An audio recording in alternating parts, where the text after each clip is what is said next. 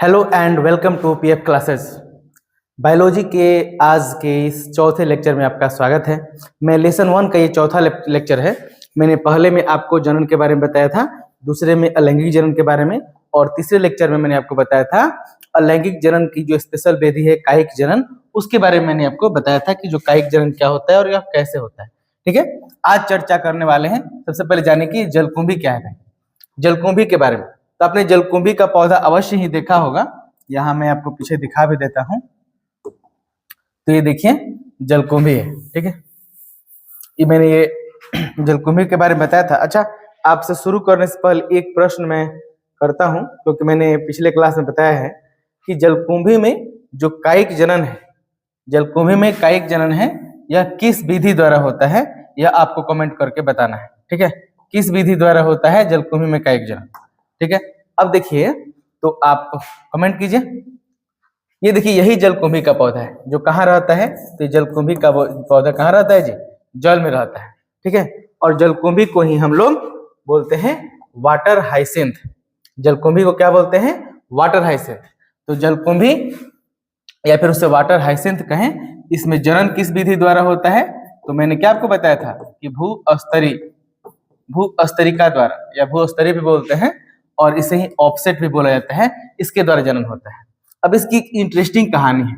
जो जलकुंभी है इसमें बहुत ही सुंदर सुंदर फूल होते हैं। ठीक है, कैसे फूल होते हैं जी? तो सुंदर पुष्प होते हैं इसके, फूल यानी पुष्प।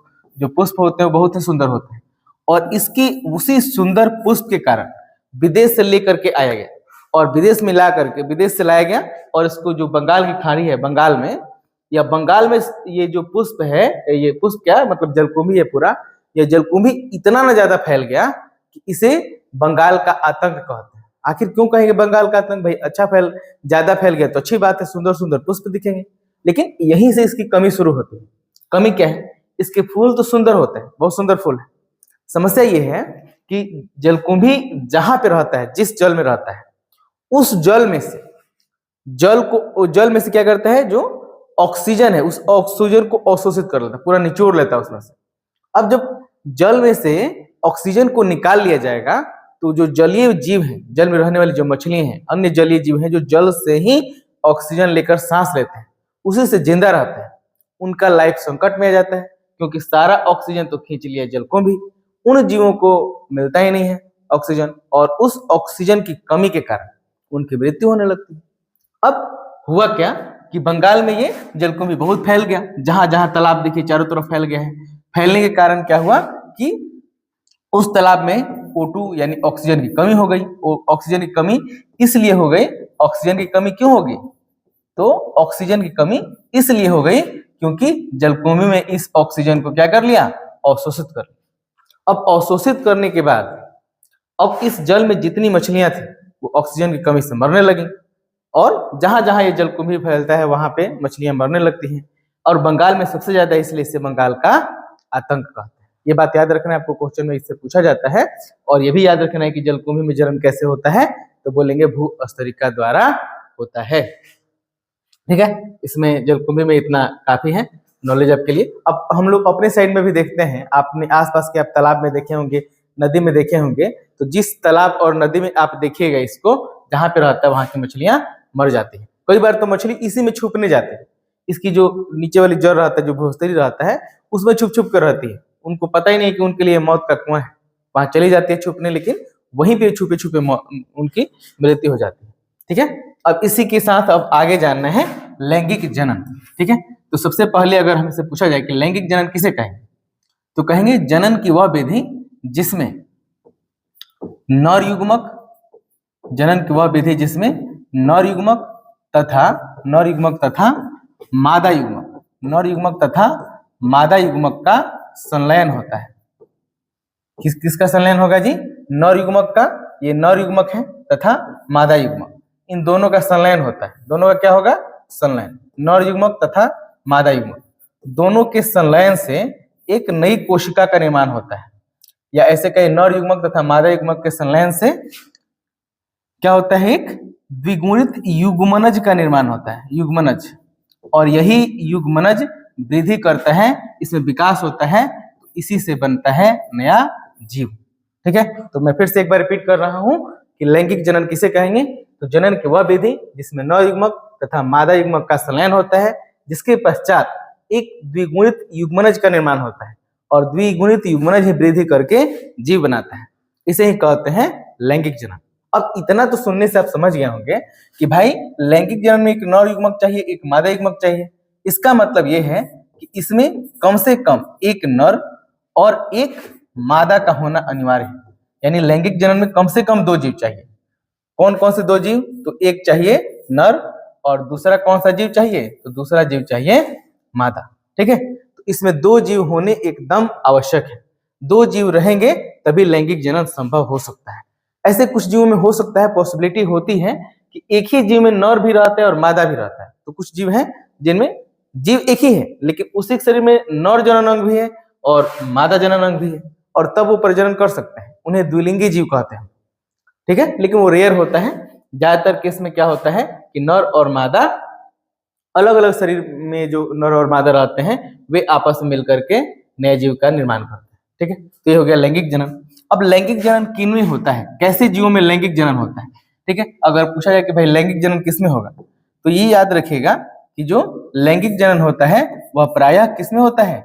तो प्रायः जो विकसित जीव हैं, जो बड़े जीव हैं, ठीक है, तो जितने विकसित जीव हैं, बड़े जीव हैं, उनमें इसी प्रकार का प्रजनन होता है। कोई भी बड़ा सा जीव देख लीजिए, तो जितना विकसित जीव होगा या बड़े बड़े जो जितने जीव होते हैं उसमें क्या होगा? लैंगिक जीव होगा। ठीक है, लैंगिक जनन होगा। जो जितने विकसित जीव हैं उसमें लैंगिक जनन होता है। यह प्रक्रिया क्या होती है? यह प्रक्रिया अलैंगिक जनन की तुलना में अधिक जटिल होती है। ठीक है, अधिक जटिल होती है। साथ ही इसमें अधिक समय भी लगता है। अधिक समय लगता है, अधिक समय लगेगा। साथ ही अधिक समय लगने के साथ क्या होगा? इससे जो उत्पन्न संतान होते हैं उनमें विभिन्नताएं उत्पन्न होती है। ठीक है, क्या होती है?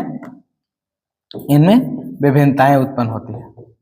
विभिन्नताएं उत्पन्न होती है। ठीक है, अगर ये पूछा जाए कि लैंगिक जनन की विशेषता बताइए तो कहेंगे कि यह लैंगिक जनन विकसित जीवों में होता है। इसके लिए 2 जीवों की आवश्यकता होती है।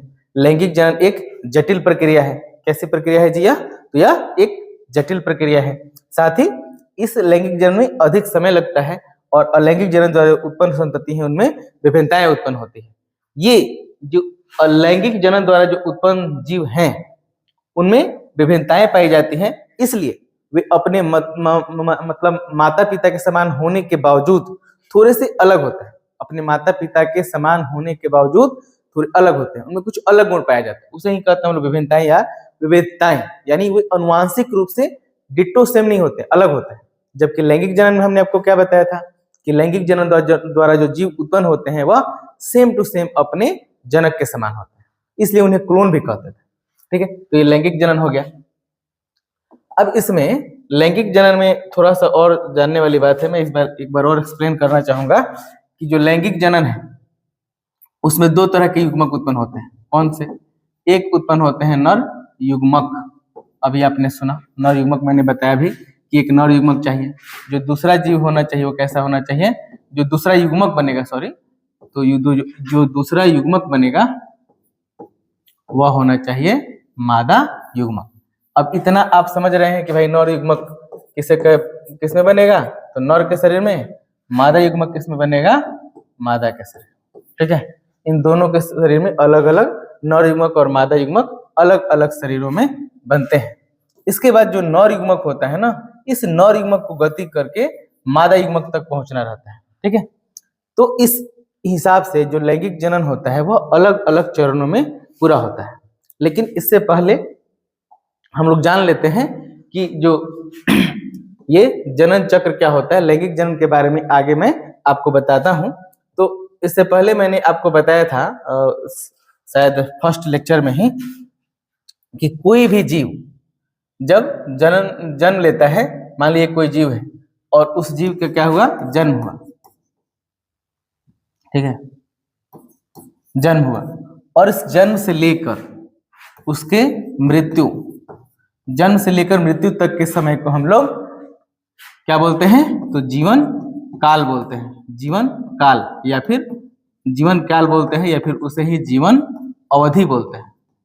जीवन अवधि बोलते हैं, जीवन काल या फिर जीवन अवधि बोलते हैं। अब देखिए, जो जीवन काल या जीवन अवधि है वह सभी जीवों की अलग अलग होती है, ये भी मैंने बताया था। अब इसमें जानना यह है कि जो उनका जीवन काल अर्थात जीवन अवधि होता है, क्या सभी जीवों का एक जैसा होता है? तब का बिल्कुल आंसर होगा कि नहीं, अलग अलग होता है। कुछ जीव मात्र 40 साल जीते हैं, कुछ 60 साल जीते हैं, कुछ 10 साल जीते हैं, नहीं, तो सबका जीवन काल अलग अलग है। इस पूरे जीवन काल को हम लोग 3 अवस्था में बांटते हैं, इसे समझने के लिए। जीवन काल को कितने अवस्थाओं में बांटेंगे? 3।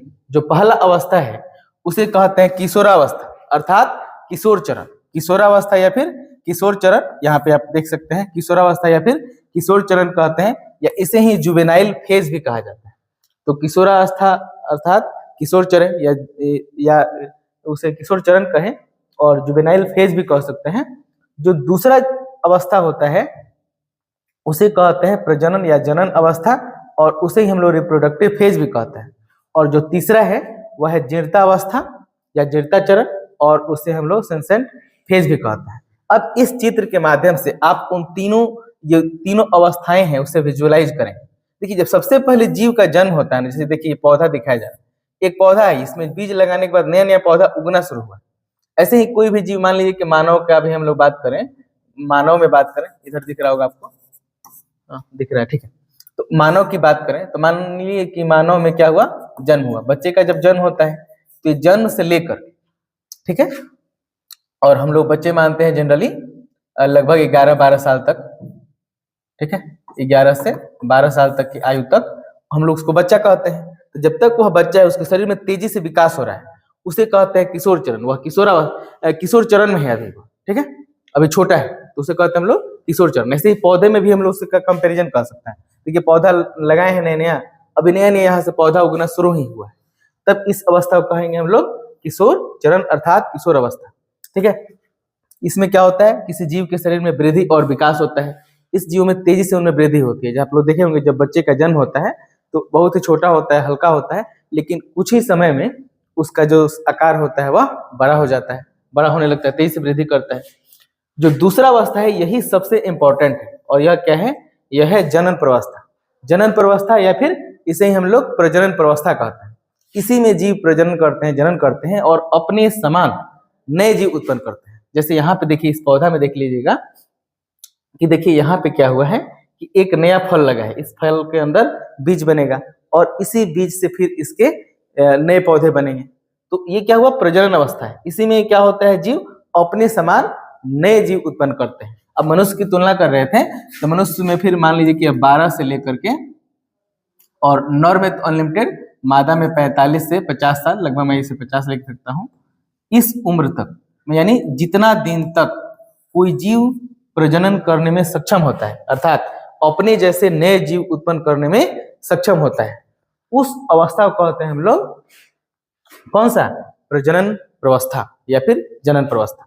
इसी अवस्था में कोई भी जीव जनन करता है, और इस अवस्था के दौरान बहुत सारे बदलाव होते हैं, और वो कौन कौन से बदलाव होते हैं उसे हम लोग आगे देखेंगे। बहुत तेजी से बदलाव होता है। अभी इस वीडियो को देखने वाले जो अधिकांश व्यक्ति होंगे वो इसी अवस्था में होंगे। क्यों? क्योंकि ये सोचिए 12 वर्ष से लेकर के मनुष्य की बात करें तो लगभग 50 वर्ष तक। अच्छा, याद रखिए मादा में, नॉर में ये अनलिमिटेड है, ठीक है, फिर भी इसे हम लोग ये आयु मानकर चलते हैं कि इसमें क्या हो रहा है कि जब तक कोई जीव प्रजनन करने में सक्षम है उसे कहते हैं हम लोग प्रजनन अवस्था। और सबसे लास्ट में आता है जब बुढ़ापा आता है, उस अवस्था को कहते हैं हम लोग जीर्ता अवस्था या फिर जीर्ता चरण। इस अवस्था में क्या होता है, जो सेल हैं, कोशिकाएं होती हैं, वे कोशिकाएं मरने लगती हैं। जो शरीर की उपापचय क्रियाएं हैं वो स्लो होने लगती हैं, शरीर कमजोर पड़ने लगता है, त्वचा झूलने लगता है, और ये अवस्था लीड की जाती है हमें मृत्यु तक। लास्ट में इसी से ये जब अवस्था खत्म होती है तो जीव की मृत्यु हो जाती है, ठीक है। तो पूरा जो जीवन काल है हमारा वह 3 अवस्थाओं में है। पहला कौन सा है, पहला है जुवेनाइल फेज, ठीक है, जुवेनाइल फेज मतलब किशोर अवस्था या किशोरावस्था हो गया, या किशोर चरण उसे कहते हैं। दूसरा है उसे कहेंगे हम लोग रिप्रोडक्टिव फेज यानी प्रजनन अवस्था, और जो तीसरा है उसे जीर्णावस्था कहते हैं या फिर सेंसेंट फेज कहते हैं। इन 3 अवस्थाओं में सबसे पहली अवस्था में क्या होती है, जीव का जन्म होता है, वह तेजी से जीव का जन्म होता है, उसके बाद वो तेजी से वृद्धि करता है। दूसरी अवस्था में आकर क्या करता है, वह प्रजनन करता है, अर्थात अपने जैसे नए जीव उत्पन्न करता है। और तीसरी अवस्था में क्या होता है, लास्ट में वह बुढ़ापा जहाँ छा जाता है, उसकी कोशिका मरने लगती है और लास्ट में वह मर जाता है। तो इस तरह से 3 अवस्थाएं होती है किसी भी जीव के शरीर में, ठीक है। अब इस आपको मैंने बताया था अभी कि जितने जनन करने वाले जीव हैं उसमें क्या होता है, तो उनमें जनन चक्र होता है, ठीक है। जनन चक्र होता है। जनन चक्र कब चलेगा, तो ये जनन चक्र कब चलता है, यह चलता है 12 वर्ष से, मतलब जब प्रजनन अवस्था में चले जाते हैं जीव तब।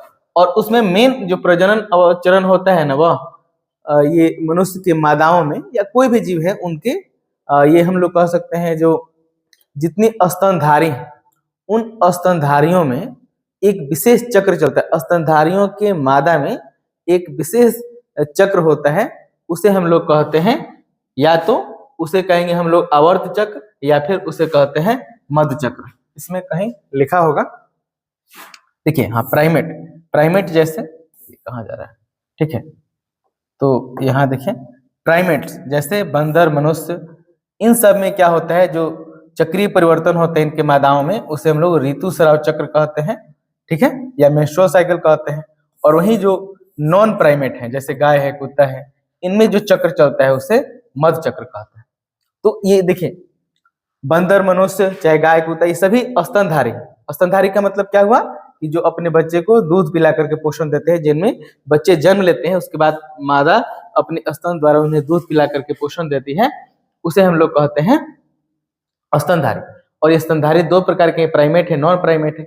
जो प्राइमेट वाले स्तनधारी हैं, यानी जो मनुष्य हैं या बंदर है, उनमें क्या होता है, उनमें ऋतुस्राव चक्र होता है। जो नॉन प्राइमेट है, जैसे गाय है या फिर कुत्ता है, इस तरह के जितने चौपाया पशु होते हैं, वो अधिकांश क्या होता है, उनमें मध्य चक्र होता है। ये 2 इंपॉर्टेंट होता है। इनके बारे में जो आवर्त चक्र है लेसन 2 में ज्यादा डिटेल में पढ़ता है, इसलिए यहाँ पे मैं ज्यादा आपको नहीं बताऊंगा। ऐसे ही अब है प्रजनन का समय। प्रजनन के समय के आधार पर इन्हें हम लोग 2 तरह से बांटते हैं। एक होता है मौसमी प्रजनक, ठीक है। मौसमी प्रजनक का मतलब क्या है कि जो वर्ष के किसी विशेष मौसम में ही प्रजनन करता है, सालों भर भी प्रजनन नहीं कर सकता, किसी विशेष मौसम में ही प्रजनन करते हैं, उन्हें हम लोग कहते हैं मौसमी प्रजनक। जैसे देखिए, उदाहरण में पक्षी है या मेढक है।